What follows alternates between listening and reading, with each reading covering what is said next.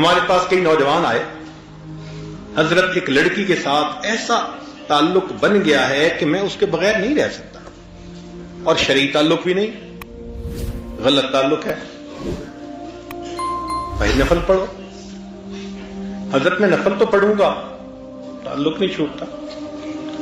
ہم نے کہا بھائی ہم نے تعلق چھوڑنے والی تو بات ہی نہیں کی، ہم نے تو سننے کے بعد کہ آپ اس تعلق میں گرفتار ہیں، آپ ایک دوائی دی ہے، بس آپ اس کو استعمال کریں، پھر اس کی جو تاثیر ہوگی وہ آنکھوں سے دیکھنا۔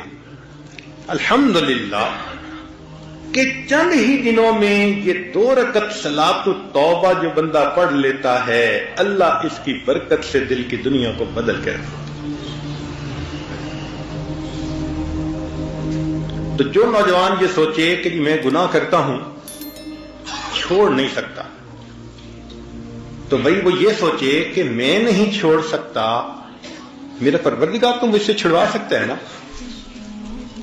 تو اگر اللہ تعالی ہم سے چھڑوا سکتے ہیں تو ہم 2 رکعت نفل تو شروع کر دینا، پھر اس 2 رکعت کی برکت دیکھنا، مانگیں اللہ سے۔ بھلے شروع میں لگے کہ میں دکھاوا کر رہا ہوں، ریاکاری کر رہا ہوں، چھوڑنے کا تو اندر ارادہ نہیں، اور پیر صاحب کو خوش کرنے کے لیے میں نے ہاں کر دیا تھا، بالکل فکر نہ کریں، کرنا شروع کر دیں۔